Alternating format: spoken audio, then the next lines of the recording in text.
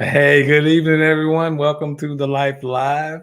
I guess you can tell just by looking at me, I'm not Tina. So Tina isn't able to be with us today. So our thoughts and prayers are with her while she's not able to come on the show today. But I do have a co-host, and she's a very funny person. Known her for a lot of years, and don't tell her I said she's a really good person either. So let's welcome to the stage Buff Patterson. Hey, Well, Buff. hey, Life family. Thanks for being the co-host tonight. Well, actually, I think it's been 10 years. Like literally. I Yeah, go it's back to my been emails. It's been a long time. wow. I didn't even realize it had been that long. So Yeah, you have to go through the email, sir. You got to go through the email. Emails don't lie. You don't want to get caught up in no emails. no, we don't, because the emails keep track of everything. They go back They and look at do. all And the text emails. messages and texting. You can't even delete a good text. That's what's so it's horrible. That's So be it. careful when you send texts and emails. Realize that is forever, forever, That's ever. it. Ever. I'm gonna go back to when you could send somebody a note. Oh, You we send can't a go back note. to You them can't days. trace a Can't go note. You backwards. cannot trace. You Can't can't go trace a backwards note. because it's got to be forward. You can't go backwards. So Oh man. yeah. So welcome tonight. I'm glad you hosting with me tonight. I'm sorry Tina couldn't be here tonight, but I'm honored to have you with me. Prayers and thoughts are with her. I know she's watching this. Thank Yeah. So we got this all California show tonight. So we you. got You know what? They can't do this without me. But I'm gonna have the spirit of Tina. The spirit of Tina. That's what the spirit of Tina does. It just all right. So you keep freezing up on us. We can't be freezing up. we're frozen. Okay. Well, yeah, you frozen. Well, we got this all California show. We got Buff is from California, and then both of our guests happen to be from California. So I'm the only one representing the East Coast in the house. So I got to represent, right? Yes. And the Florida beaches are the best, by the way. So Well, you know what I would say, it never rains in Southern California, except for today. We've been having some bout of weather, and we need to wash away some of these bad feelings here in California. So I would say California beaches are the best. We even wrote a song about our women. A song about our women. What is it? Wish everybody could be what is it called? The Beach Boys song? you got me. Okay, our guests know what that California song is about. Everybody wish they were a California. The most beautiful women Oh, are in nah. Southern California. Yeah, okay. I have to take your word for it on that. Okay, I'm gonna admit that we gonna share some people. All right. So you still doing the positive meeting moment, right?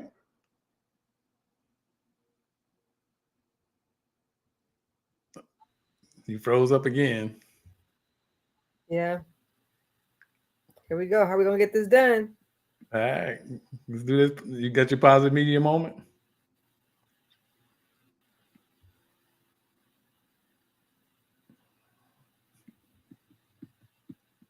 Okay. Well, I guess we'll move right Well, along. You there? okay. Yeah, I'm here. You there? All right. Positive media moment. Well, today I'm gonna continue my life's positive media moment. Today, I'm bringing to you something delicious, and we are in Women's Month. Her name is Janelle Potter, and is of the Puttery. She has 2 locations. This lady makes over 40 different banana puddings or Mm-hmm. puddings. She just got reviewed by Keith. You cannot get a pudding. She's actually has a location in Texas. She has one in California, and she started in California. And what makes it so delicious is she was at a company and started cooking banana puddings because she's like, wait a minute, I could do this thing. She was featured in 2010 in the Great American Food Truck Race. That's prestige right there. And her puddings range from $6 to $85. Can you All imagine what right. an $85 bread pudding tastes like? I mean, a pudding tastes Yeah. like Yeah. What five is that dollars. made of? What is that made of? Well, I've actually had her puddings before. I've done events where she's been featured, and it is sublime. It is Mm. sublime. So if you go to Texas and catch her, she has a location in Texas. Again, you guys cannot get something better than this. And I want to just give it up to her, because when you person has a vision and you have a vision to see it forth, I have to give it to every person, whether man, woman, or child, that can see themselves doing something and then they make it happen. And as you know, Gerald, we don't do things alone. We do these things together. Absolutely. So please Absolutely. look up the pottery, because it takes a village to make a fortune. It takes a village to support one another. And please look up the pottery. Um, Janelle Prater, amazing woman. And I just have to give up all props to her for continuing her dream. All right. All right. We have to look her up. We have to get her website We have to address. get her on the show. We have to get her on the show. That's what we Yeah, have to do. that would be even better. We can get her on the Yeah, show. no, I'm gonna look up to her. I know people that know people, All and right. I think we would love her story about how she brought this into fruition. All right. I'm looking forward to it. So let's step off to a promo, and then when we come back, we're gonna have William A. Young on the show. Hi, I'm Leandria Owens, proud owner of LA Owens Luxurious Lifestyle Boutique, which encompasses everything luxurious from skincare to hair care, spa collection, and home collection, featuring hotel collection and Aroma 360 products. Everything is absolutely luxurious when you shop LA Owens. Visit today. All right. So our next guest, our first guest actually tonight is a famous actor, William Allen Young, excuse me, who is also going to be in our change makers issue. And this man is definitely making changes in our world today, and especially with our young men and women in high school and college. So let's welcome to the stage Mr. William Allen Young. Good evening, Hey, sir. Gerald. Hey, bro. How you doing? I'm good, brother. Brother, good to see you. All right, it's good to see you From again. coast to coast, right? Right. We just talked a couple of weeks ago. So Yeah, that's right. That's yeah, right. Good to yeah, see you too, brother. yeah. It's a good, yeah, if I know your story is very good. I know we talked. It's going to be in the Change Makers issue, which is coming out next week, Yeah. March 15th. So make sure you pick up that copy of that issue, because he's got some really good stories here. What really intrigued me about your story was the fact that you was involved in the I believe it was the Watts riots or in LA, and how that affected you. That thing, I think that stuck with me the most. So can you talk about that a little bit? Well, it definitely stuck with me the most too. I mean, everybody I think has a pivotal moment in their childhood that sort of changes them forever. And for me, it was the Watts Rebellion of '65. Mhm. And we lived at the epicenter of the rebellion. We were right on 107th and Central, right in the heart of it.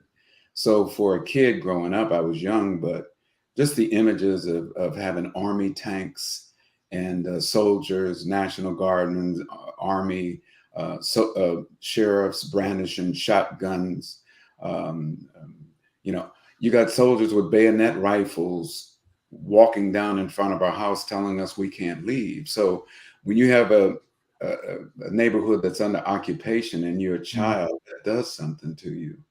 And I think that what it does is sort of traumatizes you in a way that forces you to go this way or that.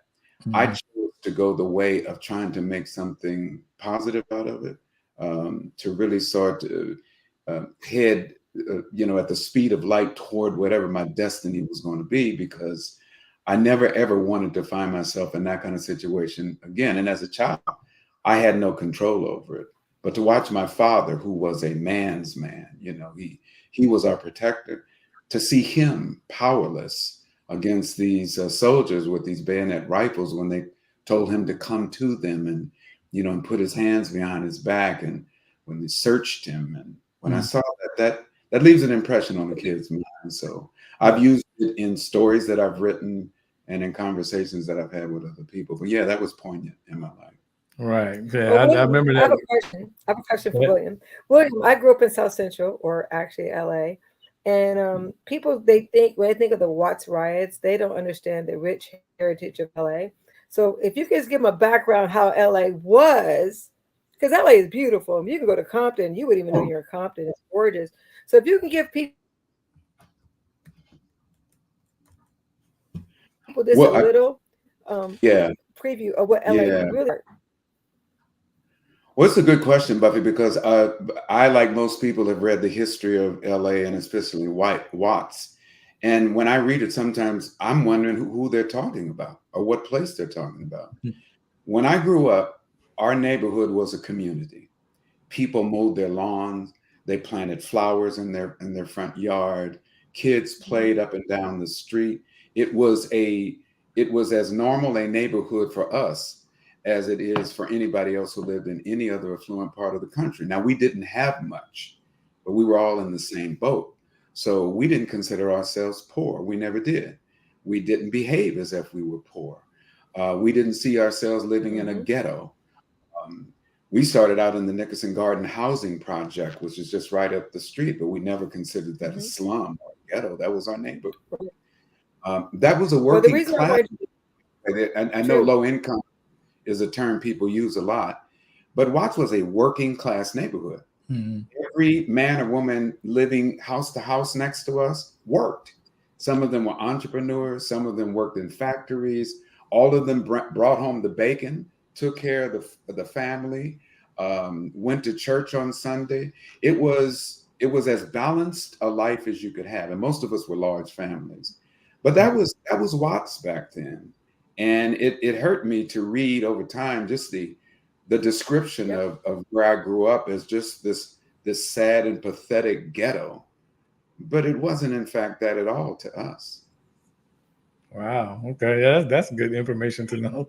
Good. it's Because you're nice right. We because do read thing. about LA and Watts and stuff, and then we find out from somebody who lived there the actual truth about how it was there. Yeah, everybody. When I hear about other people's lives who come from a quote unquote non-ghetto environment, they don't come from the hood, so to speak. I listen to their life story, and I think that's very similar to the one that I had. But I guess that if someone else is writing the narrative, somebody has to be the villain. Right. Somebody has to be on the lower end of the totem pole, and they chose us. In LA, it was Watts. In Chicago, it was the South Side. In DC, where I'm from, it was Northwest or Southeast. It just, no matter where you go, there's always a section that they decide is going to be the section that is the lowly section, the hood. Right. And sometimes even people living there buy into that. I guess the reason why I asked that question is because I grew up in the 70s in that area, and at that time it was still family. And people, I mean, people look at a ghetto, but these people took care of each other. And it's funny when people come to LA, they like, oh, take me to Watts, take me to the towers, take me here. But they don't realize how rich this area really was. And it wasn't a ghetto, it was people loving on one another. And everybody was clean. There was no bums. The streets were clean. People didn't put trash on the streets. And it was entrepreneurs. So and on Central, Buffy, you probably know this too, but on Central Avenue, like you could throw a rock to Central Avenue from where we were, all of those businesses were owned by Black folks. Yes, thank you. And they lived right in the neighborhood.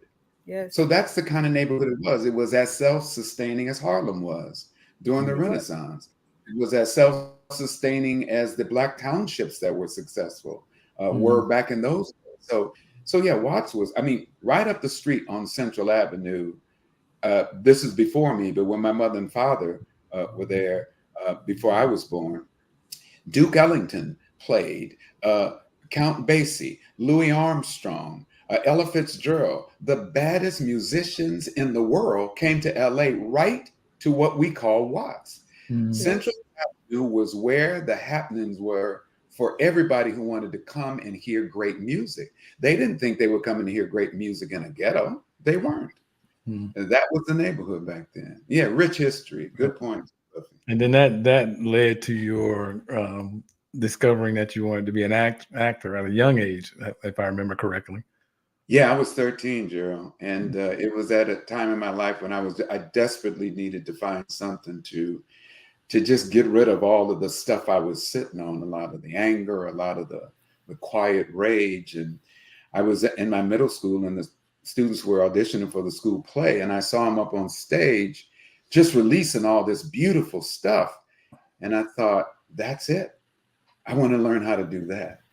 So I auditioned for the play. I got a role, and that was the beginning. Every year after that, I was in every school play, high school, every school play.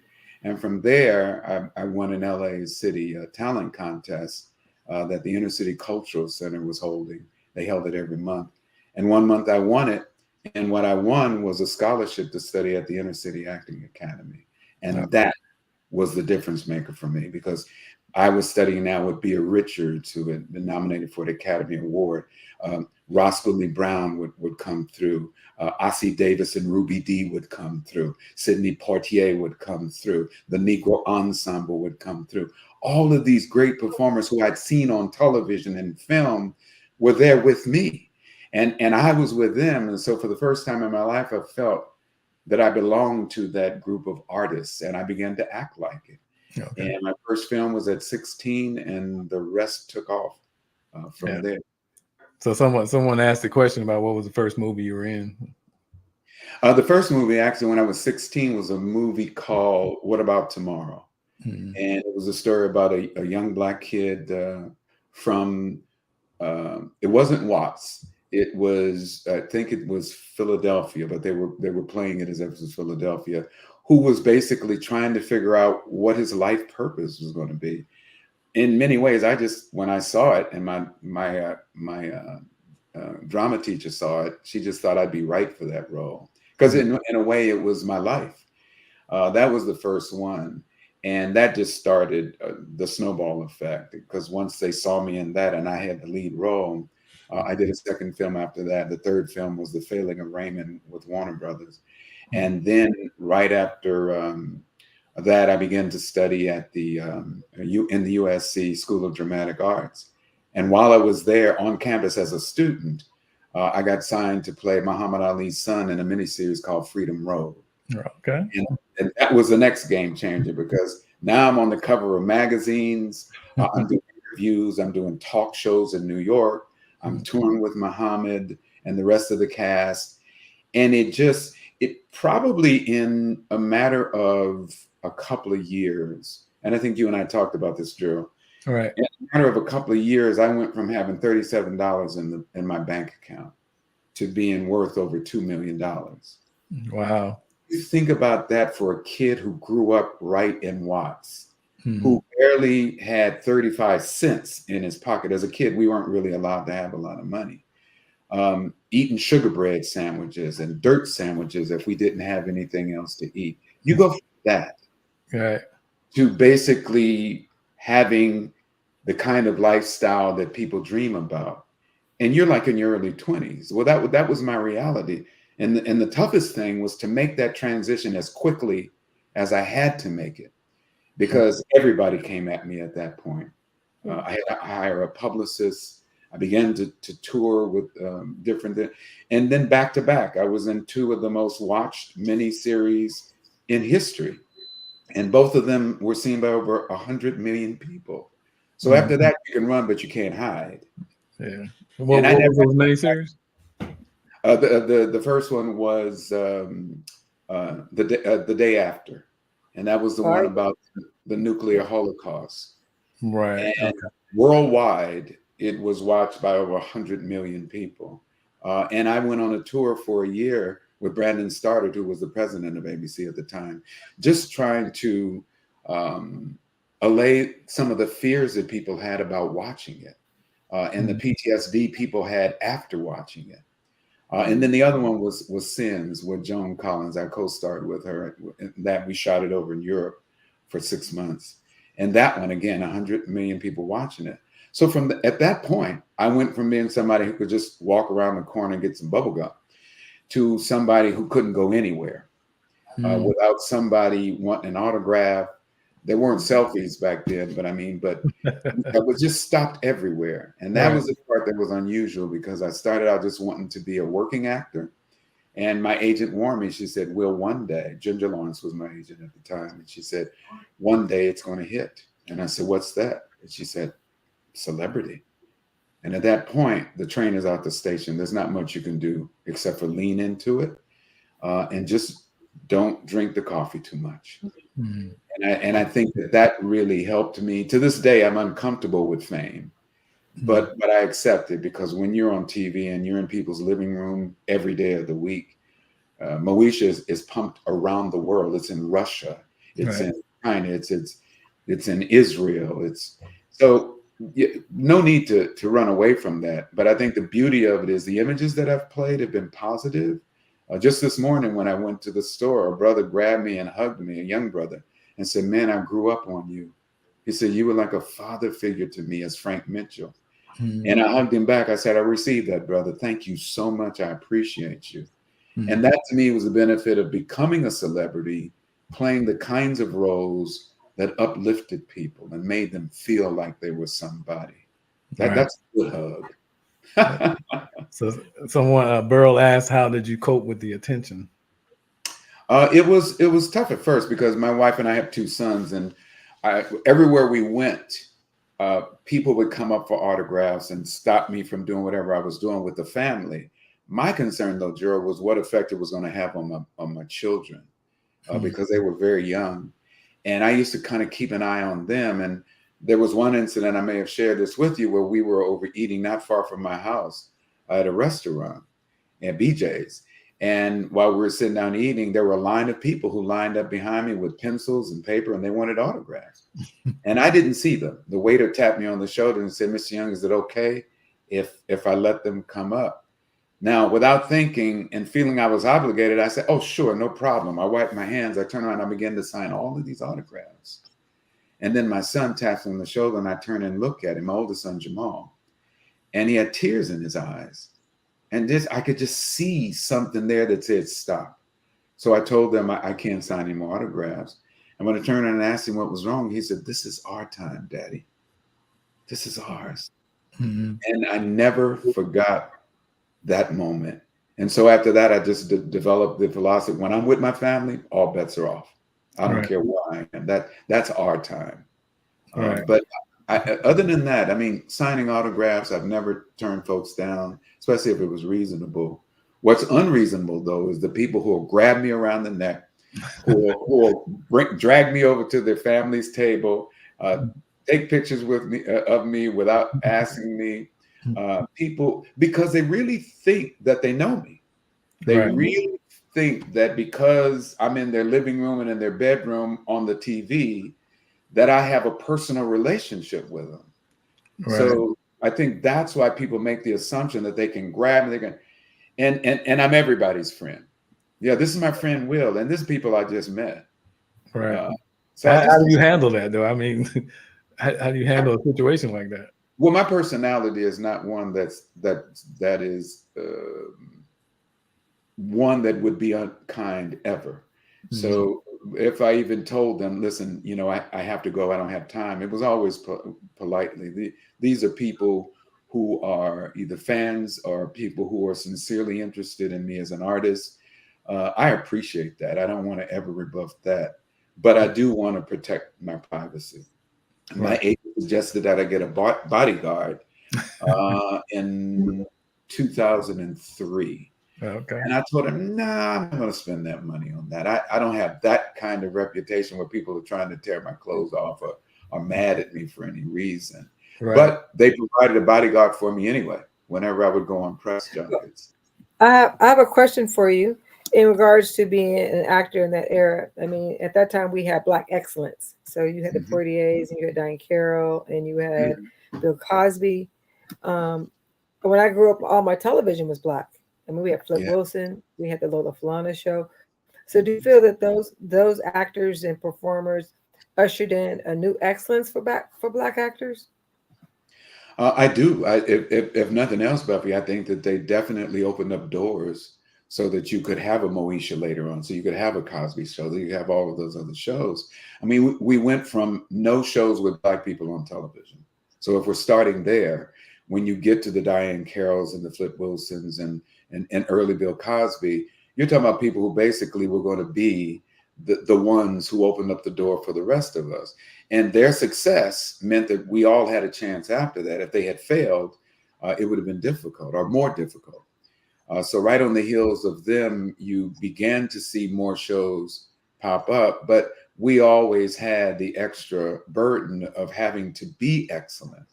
And I think that it's almost in the same sense that Wilma Rudolph ran in the Olympics to be the best of the best. The same reason why Jackie Robinson swung that bat, not to be just a baseball player, but to be incredible. The same reason why Kobe or LeBron, I mean, there was a standard of excellence that we felt that if we did not meet it, we were going to be off the air. It was tougher for us to stay on the air or to get on the air in the first place. Moesha, you feel that type of excellence lost? I say it again, Buffy.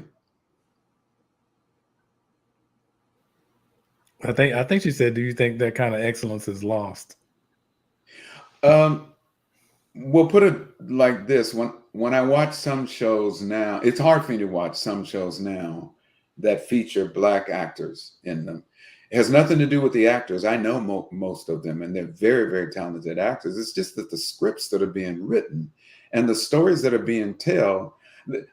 Let me make a point without being specific to any particular show or any particular showrunner or creator. There are right now 14 shows on the air focusing on drugs and the Black community. Now, albeit that the drug dealers and the families that run the kingdoms are well-to-do, so people would say, well, then that's a sign of affluence. Wait a minute.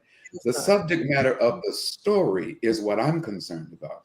Right. Because that meant that somebody pitched an idea that has Black folks connected with dealing drugs, and some network said, we like that, and we'll put it on.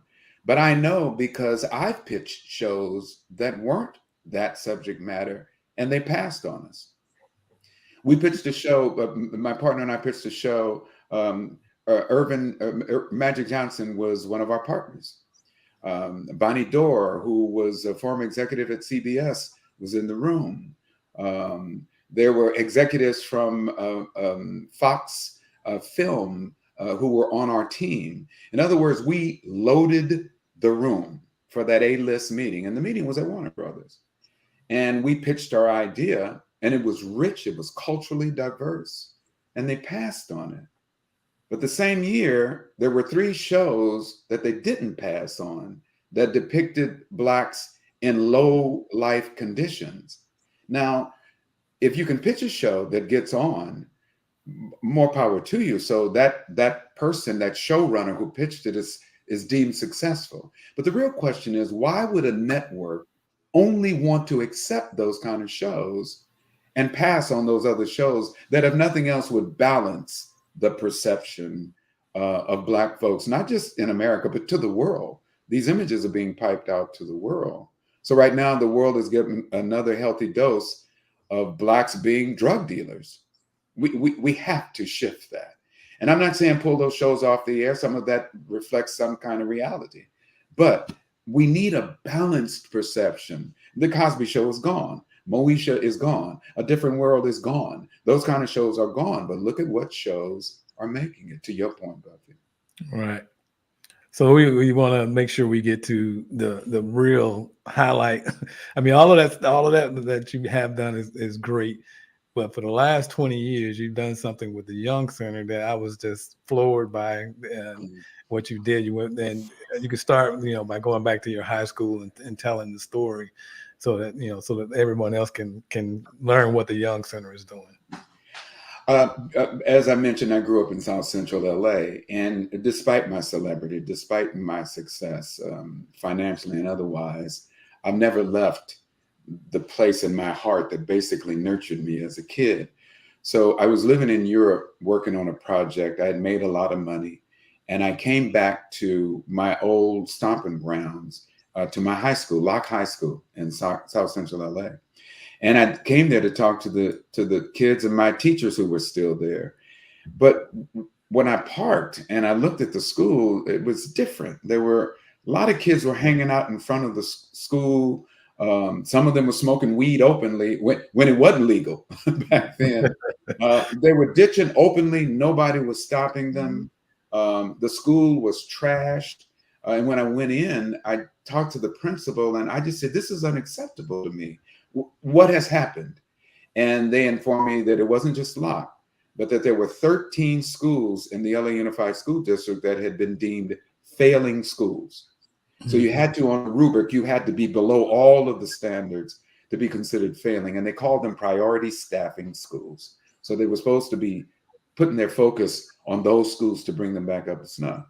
So I had some cachet in the community. I had some pull. And I started what was then called the Young Foundation. And what I did was, and it would amaze me nobody else could do this. I believe they could, but here's what I did. I marshaled an army of over 100 people who were committed and volunteers now, nobody made anything, to go into the schools to keep them from failing. And in this group were retired teachers, there were business professionals, there were counselors, there were parents in the local community, a few civic leaders, but we all agreed that if we split up and divvied up the work, we could get this done. So we went into all of the 13 schools. We got access through the district. And every week, and especially on the weekend where we doubled down, we tutored and mentored the students who were underperforming. And we provided during the day, those volunteers who were able, classroom support for teachers who were overwhelmed and struggling. And we did that for 5 years at 13 schools. At the same time, I started with my own money, a scholarship foundation. Now, again, I had money. And so these weren't little scholarships, but any student who started in the program and graduated, went all the way through and graduated and got accepted to college, we gave them scholarships. So that was sort of the carrot that pulled them through. We also had free breakfast programs, the William Allen Young Breakfast to Champions series of programs to feed low-income students during the standardized testing period. Because all the studies showed that there was a correlation between low test scores and terrible nutrition.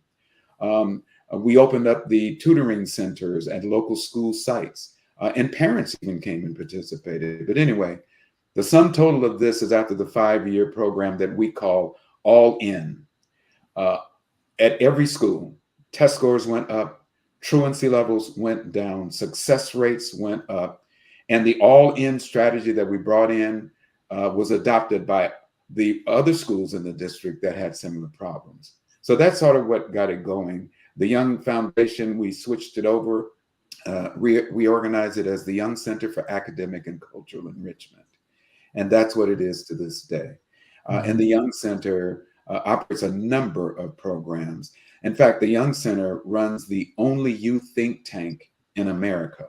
There is only one youth think tank in America, and we are the organization that started it. And every year we run that program. But to this point, our students have been accepted at over 80 U.S. colleges and universities. And those who have graduated and are old enough now, because we've been around that long, have gone on to do incredible things. Michael Tubbs, who was the former youngest mayor of the city of Stockton, was a student who was with us for 4 years. Incredible young man who came to us not knowing what he wanted to do. He was 13, just like I was, when I didn't know what I wanted to do. And we just helped to nurture him. And he says that those were the formative years that made him believe that he had a responsibility and could become a mayor. And so he did. But we have over 50 lawyers who have come out of our program. We have one sitting judge. We have other people who are running for office. Almost all of them are involved in some way in developing and sustaining positive growth in their community. So to whatever end we played a positive role in that, I think that's the reason why the Young Center exists. All right. So I really like what you're doing, and you being in the change makers issue was just the perfect issue for you to be in, because you're definitely changing people's lives, and those lives are affecting the worlds that we live in. So I appreciate the things that you're doing for those young people out there, and helping them get an education. It definitely changes the path in which they were on originally. So we really It appreciate does. it. And so, we thank you for Yeah, coming by tonight and talking to us. Definitely, definitely. Well, absolutely. I, Yeah, I and want I a think one parting question. A one party question. Mhm. You talk about the children. What about getting the parents involved? Because this is a universal thing. It's not just the children. It's the parents of the children that also need help and be equipped to be able to help their children go forward. Because you could introduce something to a child, but the parents not involved. So how are you able? How are you able to involve the parents along with this ride also? that's a great point, Buffy. And we recognize that even back in the days of the Young Foundation, where we had parents buy in. Every parent who had a child that was in the failing school that was in our program had to be a part of the program as well. Well, what we do today is we partner with organizations. And one of the ones that I've been most impressed with is Concerned Parents Alliance. They are shakers and movers. And their thing is similar to ours, except for their focus, Buffy, is on the parents. Because again, you're right, it is a twofold operation. If you train up the child in the way that they should go, but then they go home. And at Mhm. home, it's totally undone. You start from square one the next day. Mhm. So Concerned Parent Alliance works specifically with those parents that are struggling, that are challenged, and it's reflected in their children. So on the one end, you get someone working with the youth group, and then on the other hand, you get someone working with the adults. And now we have a better chance of connecting the dots to sustain whatever it is that we're trying to do. You don't want to, every time you go backward, it just doubles up the amount of work that you have to do. But Concerned Parents Alliance is one that is really, really great. We also internally have parent sessions where parents will come in, sometimes without their children, but sometimes along with their children, because we like what we call the piggyback learning. And what we'll do is we'll talk about life skill training there. And we talk about financial planning at that point. We have parenting skill that we talk about at that point. A lot of times we do it without the child if it's something that we feel that the parents, as men and women, should just be privy to themselves so that they can hold on the position and the image of being the parent without being outed or exposed in front of their children. But some of those Yeah. sessions, we have the family there. Not unlike family counseling, but it's not really counseling. It's something we want the young people to hear and the adults to hear so that they can work cooperatively in their homes. Now, you start programs like that, you begin to see, as we have seen over 20 years, the results. And some of our most successful students came from those households, and their parents got their acts together. And a couple of those parents have volunteered for us, and a couple have actually come on staff. So it's just rewarding to see the circle come around. But again, to your point, Buffy, it's hard to do that if you're not covering all of your bases to get the most results you can out of it. All right. Well, thank you again for joining us tonight. We appreciate it. We appreciate the interview you gave us for the magazine as well. So we Thank continue you, to Gerald. wish I you, appreciate you, and you too, Buffy. Thank you, uh, Ian. Thank you, we ladies. continue to wish you the best. So, All right. all And right. thanks to all of you listening in. I hope you enjoyed it. Hope you get the magazine. Hope you support this operation, because what you guys are doing, Joel, is just incredible at Life. Thank you. Thank you. Appreciate it. All right, brother. All right. Bye bye. That's some amazing stuff right there. So the story going all the way back to Watts and the riots and stuff, that was really moving to me, and how that he took a path and went on to be an actor, a very successful actor at that, and then came and continued to live in the I don't know if he Yes. impressed that upon people enough. He went back to his neighborhood, and that's where he was living, even though he was making seven figures. He was still living in Watts, and I was really impressed by that. So, and then he started, giving back to the neighborhood by helping these kids come out and get an education that they might not have otherwise gotten. So I appreciate that change maker. Yeah, So Buff, you definitely. ready for I another? think that. Well, I think that we have to give honor. I mean, I'm from LA, so I know exactly what he's saying, but you're actually investing in and changing a culture, a rich culture. Now you're bringing back the same culture. So yes, I'm ready. Let's bring on some sexy. Well, we gotta do a promo first, then we'll bring on Crystal.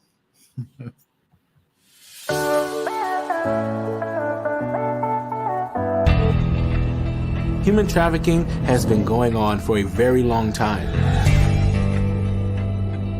Human traffickers, they're in the schools, they're on social media, they're getting the kids on their platform, so we might as well attack them on the same grounds. Truly, if people knew the power of knowing their rights, they would know what to defend. That is the purpose. That's our goal.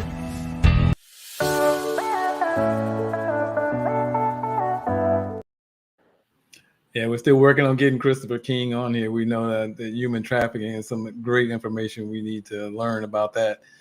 So we are working on getting Christopher King on the show at some date in the future. But next we have Lucy's Boudoir owner, Crystal Rogers, who's going to come on and talk to us about her business and what she does and how she can help the ladies out there. So welcome, Crystal, to the stage. Thank you. Thank you, Gerald. Thanks for the introduction, and thank you for pronouncing boudoir correctly. I think I had fun pronouncing boudoir. I know it took you a minute, but it's okay. So how you doing this evening? I'm doing great. I mean, following up behind Mr. William, I've learned so much myself, and I was taking some notes from my team. I have 2 teenagers, and we're definitely very much focused on education, but just what he's doing and just knowing who he is, knowing the way that just me growing up watching him on TV. I told my mom about this interview and explained to her who would be on, and she was like, "Is that the man that was on General Hospital?" I think that's him, but he's played in so many things, yeah, but General Hospital was her. That's her parking. Yeah, he didn't mention it. He was. I don't know if you remember the movie A Soldier Story. Absolutely. Yeah, he was in that too. So. Oh wow, long resume. And Women of Brewster's Place. I remember him in that as well. Like, I remember that movie vividly. Yeah. So, Crystal Rogers, tell us what your business is all about. Well, absolutely. I am the owner of Lucy's Boudoir, and it is a full-service bra and lingerie shop located in Long Beach, California. So, anytime a woman hears the word bra, I mean, you could get a mix of feelings. I mean, most women, from my understanding, like their relationship with their bra is very indifferent. On one hand, we don't really like what we have, but we feel we need the bra, so we just deal with it. We just kind of normalize the dysfunction and the discomfort that we feel, because that is the experience that women generally have in the mall and department stores. So I'm going to tell you, like with my store, what's different is we obviously are in a niche business. We specialize in bra fittings. Mm-hmm. Not only do we specialize in bra fittings, we specialize in all the hard to find bra sizes. So how does that differ from shopping at the mall or department store? It's very simple. You go into the mall, Victoria's Secret, they've got this beautiful, grandiose store full of bras that barely fit anybody, but it's a bra store. So maybe I'm not sure the exact amount of sizes they have in there, but I can tell you that they do not source all of the bra sizes that are available on the planet. Okay. That is the difference between shopping at the mall and shopping at Lucy's Boudoir. We are bra fit specialists, so our job is to basically marry you to the bra that actually fits you, not just the best option that's available in the store. What has happened over a lifetime, and maybe Buffy, you can chime in on this. Women, we shop at a need, necessity. We want a new bra because we feel, okay, this must be what I need right now. Let me go to the mall. Let me go find what I need after trying on multiple bras that don't really do the trick. We get to a point in shopping where we say, okay, I'm going to just get this one because I need a bra. I've got to go out of town tomorrow. And then we'll live in that bra because we spent the money on it. So I'm going to get the best use out of it. At the same time, we're having issues with our back, having issues with our neck, having issues with posture, working 8 to 10 hours a day, sitting in a seat, very uncomfortable. So this bra fit is actually affecting your life much more than what you think. So this is why the service that we offer is actually really valuable. Like it actually helps to address a pain point that women have always complained about, but unfortunately it rarely gets addressed, even in these massive corporate stores that have tons of money. I ask all the time if they really cared about women, why are they not finding these solutions? And I could get into all that, but It is a bra fit is more important than almost than a husband because with a bad bra fit is a bad attitude. see, Gerald's laughing. I'm good. Nobody wants their bra slipping all the way down and the bra strap keeps falling off, and then you got the back fat falling out, and when your boobs I fall knew this off. was gonna be her thing. So It's it is. It's one of the most. It's the thing that you put on first, and it's usually the thing that you take off first as soon as you get home because you're uncomfortable. So having the perfect bra fit and someone understanding your needs is probably every woman in the world will tell you it is such an intimate thing, um, especially if you have larger breasts. And some of the stores only come in like so many cups, Mhm. and I just think that we should focus on this. I mean, it's intimate, it can be sexy, but more importantly, it has to feel good. I agree. It has to feel good. It also has to, a bra also has to have, it has a function. A function. I liken it to it's your assistant for the day.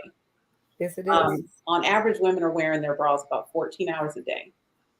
And imagine doing that 14 hours a day, working for 30 years, and some women wear their same bra for 10 years. They do. But it's not supporting your breast. And let's just throw a number out there. You know, we have cup sizes from AAA all the way to triple L. And some people are like, what I is call that surgery. I call those surgery boobs. it? No, these are natural breasts. That's what I mean. We need to go. We need to go talk to some people because you know what it is. It's something about self-image.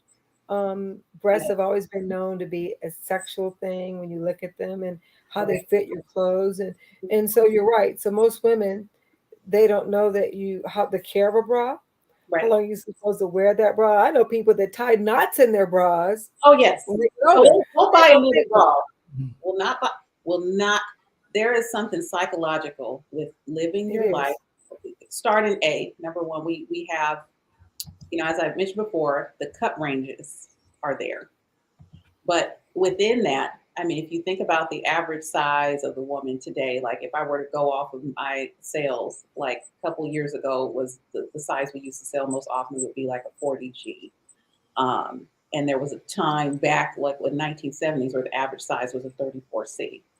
I mean, women's bodies are changing, but you know, where our bodies change, I believe, based off of, you know, hormonal factors, but also too, we're subject to the things we eat. We're subject to a whole lot of things that affect, you know, the fat tissue in our body. So, I mean, naturally, you would expect breasts to be larger, and then there's genetics.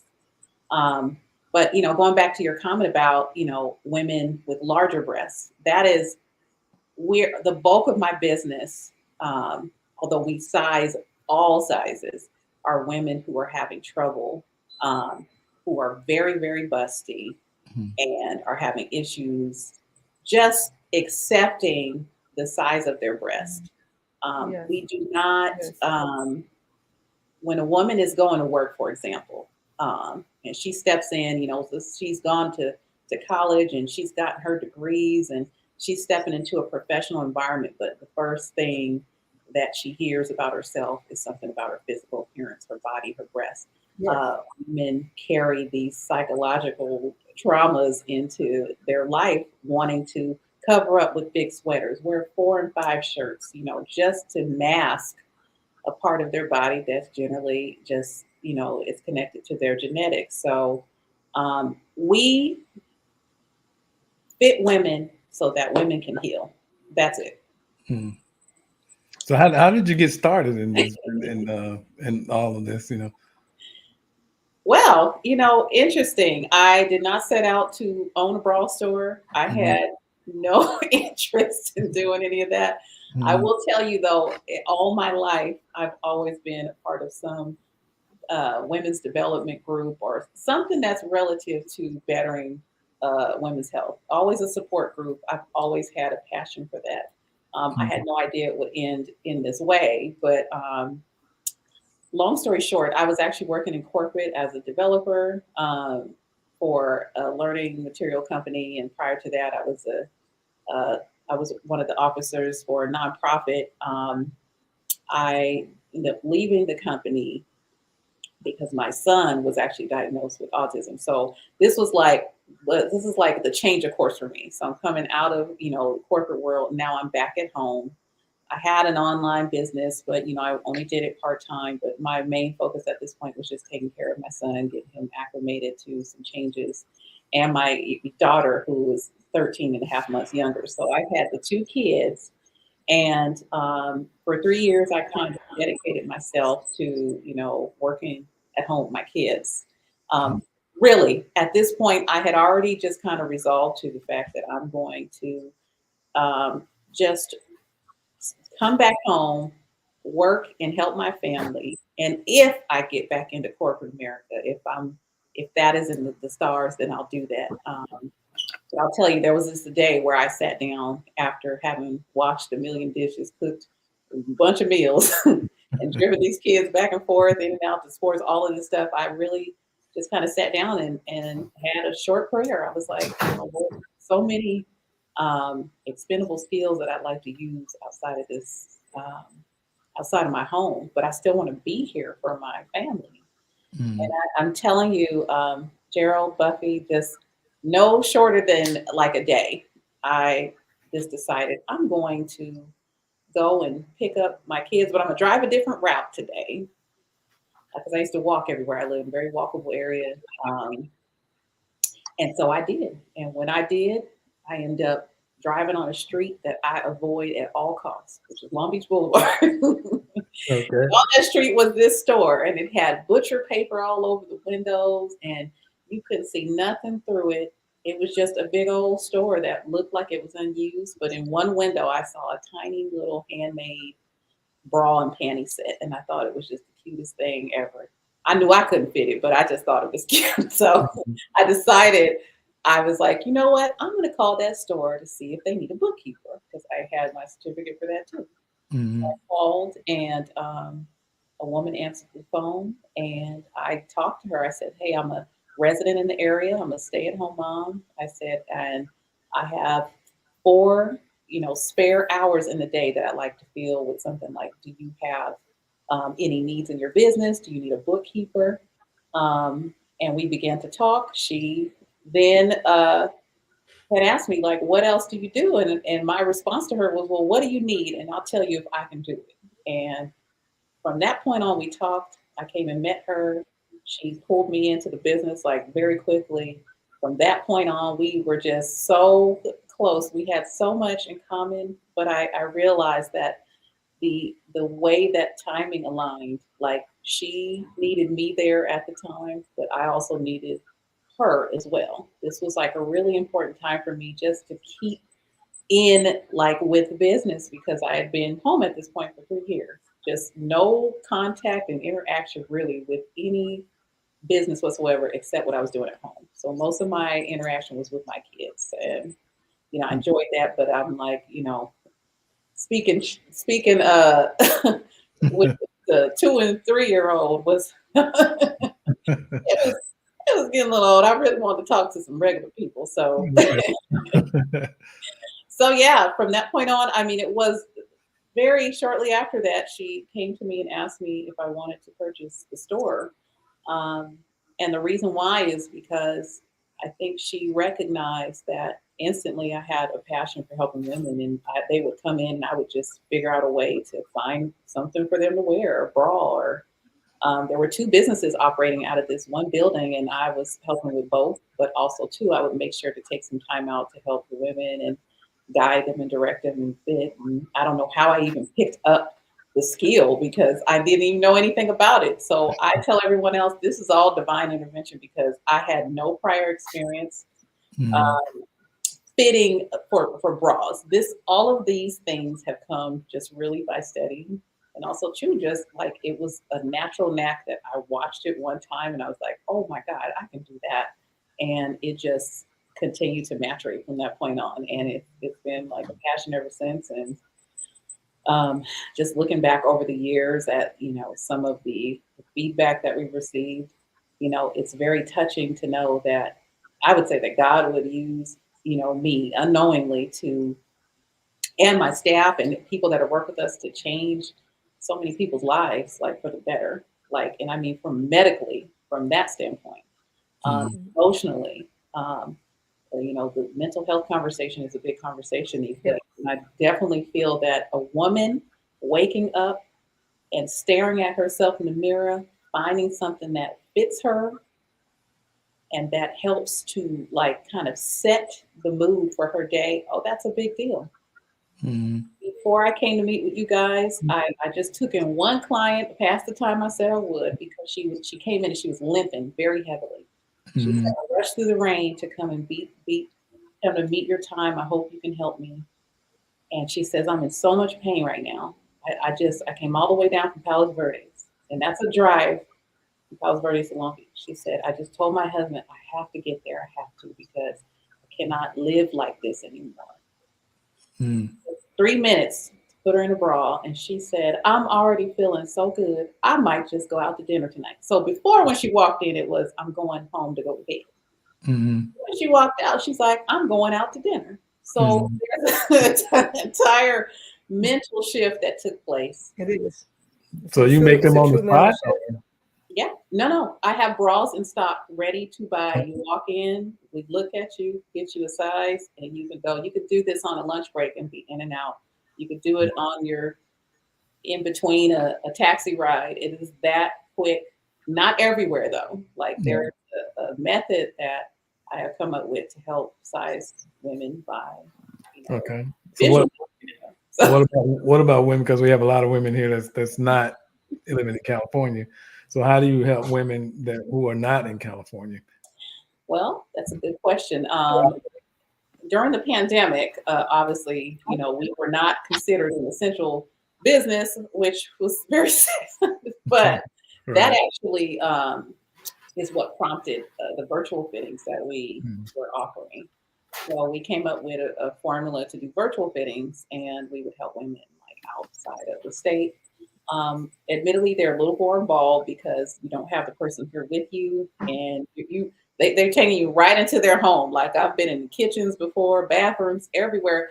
And that's my thing with anyone that I'm working with. I want them to know that, this is definitely a safe space for you because our goal is to get you in a product that fits you, lifts you, supports you, and that completely transforms your life, your wardrobe, your aesthetic, all of that.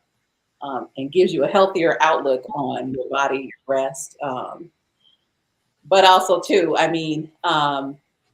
also teaching them through, the screen, like how to hold a tape measure, how to properly put the wand around their body.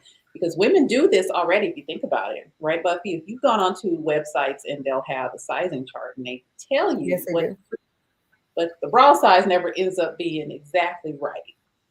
No.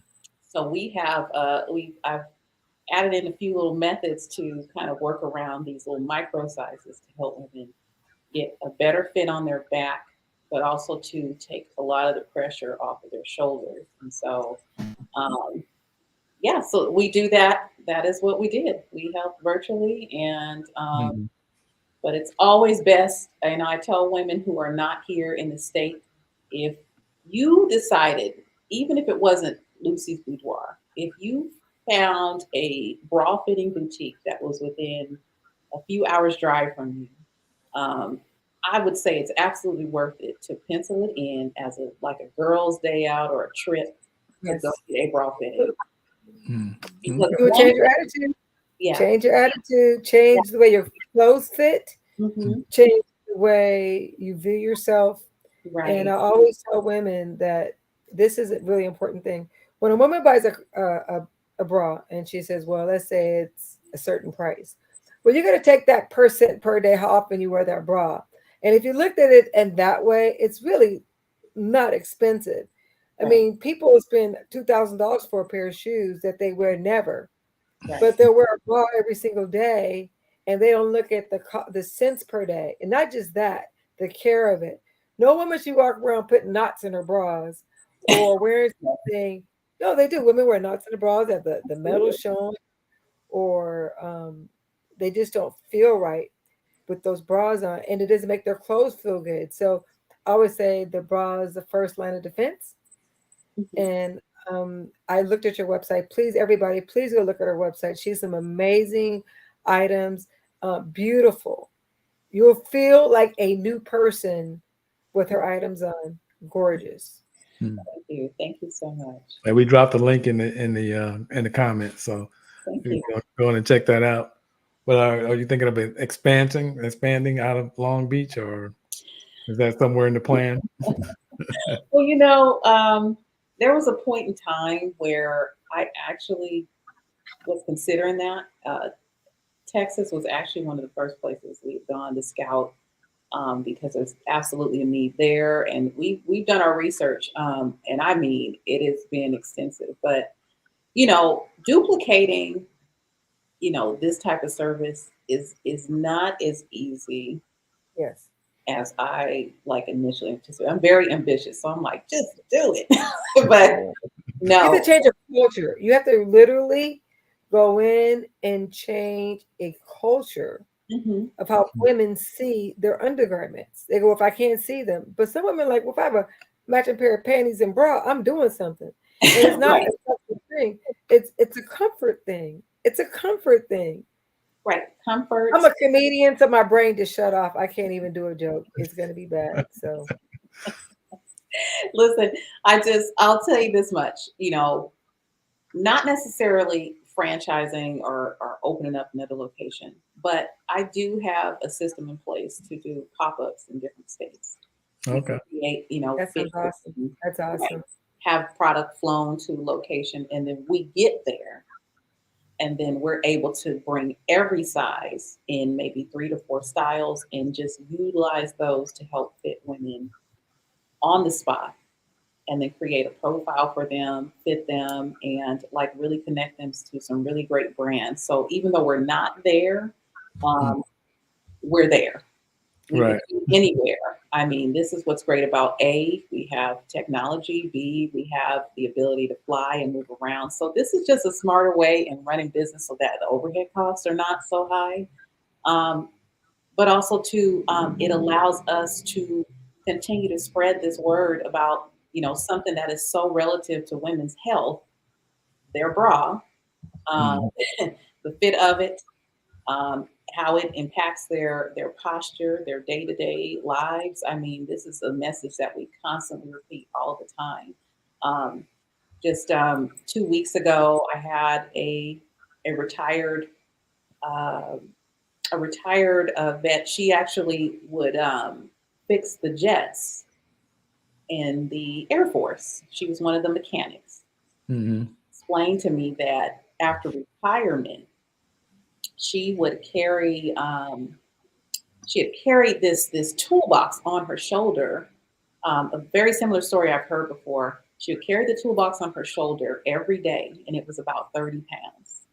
But she also had to work underneath the plane in that position Right. every day, but was always wearing, she said, I knew I had the wrong bra on. I had tried multiple times to find a bra that fit, never could. And she said, I wish I would have found this place sooner, because right now my back is just totally wrecked. I'm retired, but I spent most of my time going to the doctor to get, cortisone shots or, some type of pain relief shot in her shoulder. I'm contemplating getting, a back surgery because I just want to alleviate this pain.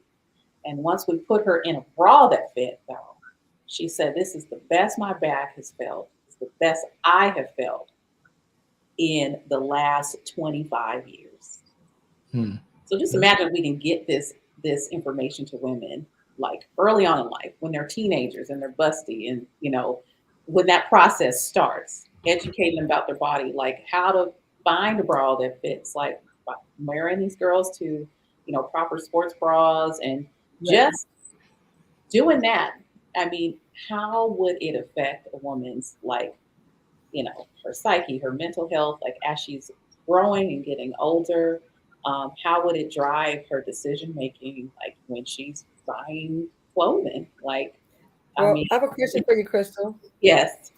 Is it possible to find a good fitting strapless bra? I just want to know. Absolutely. I'm just because I've worn a strapless bra, but by the time of the night, it's at my navel. Absolutely. I'm wearing it as a girdle. Hey, you don't even have to do that. Listen, I just posted a video some weeks ago, and I called it something that we fit ginormous boobs too. Like it was just a funny little title. But this is a client that I've had. She is one of the largest sizes that I've ever worked with, not just in her band size, but her bust size. She would be a double P, from what I understand. Oh yes. And she was in a wedding, and the bride always determines what you wear. And they gave her a dress that only had one strap, but it was very low cut on the side. And she came in fully distressed, like, there's no way I can wear this. And we got her a strapless bra. It was a strapless bustier because her breasts are a little more dense, but it was strapless nevertheless, and she was able to dance. There was no poking, prodding. We have women in, sizes A cup strapless bra who have problems. They say, I don't like strapless bras, so they never stay up. Well, the fit's not right. We have women who are in double H cups who say, I could never wear a strapless bra because my breasts are too large. Yes, you can. Here it is. What about sports bras? Oh, sports bras. We have those as well. And sports bras are one of my favorite things to sell and to promote because it promotes a healthy habit. It ignites. It's like planting a seed in a woman's life to say, okay, now you can go forth and walk. Now you can go and get on the treadmill. Now you can actively engage in those planks and whatever other exercise that you've been a little nervous or ashamed or self-conscious of doing at the gym, because you've got a bra that actually fits. You've got a sports bra that's high impact. You got sports bras that have, convertible straps where you can hook them together if you're in, fuller at the top. We have bras that have cages built inside of them. And I know that sounds very industrious, but it's for women that are very voluminous at the top. So there are more bra styles and bra solutions than what meets the eye at the mall and department stores. Like, I'm definitely coming to Lucy's boudoir because because you have a beautiful outfit, a beautiful gown. And do you just only focus on bras, or do you actually have full piece? Like, what do you call those? Like the shapers? Do you also have shapers? Oh yeah, we have shapers. We have French like bases for the body, like full body suits. We have dresses. Wow. I have this dress on that we sell in the boutique. These are cotton vintage reproduction dresses that have A frames, so they're like fit and flares. In general, they look really great on every body type. They have different necklines, so we can essentially like a wrap style. Right, like a wrap style. right. So I have one here. You can kind of see here. Oh Lord! So gorgeous, right. gorgeous. So this is a cotton dress, and I have probably kept this same dress for 3 years. The color has never faded. It's got pockets. It is a wrap style again, which looks really great on most all body. Every frame. And what we notice is that once we put a woman in a really great bra, now we're like, okay, well, you're going out to dinner, you said, with your husband this weekend. Do you have a dress? Do you want us to help you find something to wear? So we have a little pocket of dresses and little things that we can add in to help them incorporate into their outfit. So we just love to just play dress up with our clients. We want them to walk out feeling so beautiful and so inspired. I mean, you see how Gerald is smiling right there? Like, that's what we want. We want to see food and say, "Full body." Yeah. All right. Well, I also put in your So social media, you would say it's your a full body Facebook page. experience. You might get something at the bottom. Oh, totally. I mean, well, here's the thing. I'll tell you, the business has been around. Very proud to say it's been around for over 16 years, and we have like really strong relationships with other collaborative partners. Like we know stylists in the area. We know women that work with women's hormonal therapy. Like, so if we're hearing conversations in the room where a woman's saying, "Hey, like, I'm having issues with my thyroid. I'm having this." Oh, I'm like, here, take this number. She's right around the corner. So it is like a full like square of women-owned businesses here with women who specialize in like need-based services for women that they have a hard time accessing. So they could literally go for me. They could drive around the corner and go to another place. It's, you know, I want to see them again. The service is there not only to address this pain point that they have, but it's also to help women heal and to improve their health. And I know that, you know, we're not just putting bras on women. I know that we're playing such an important role in their health and wellness and the way that they feel about themselves. You know, can you be a good mother with a back that is just killing you every day? Can you be a better mother if we put you in a bra that fits? Can you play with your new twins that, you know, your newborn twins that you have at home who are very active? Like, these are just some of the stories we hear.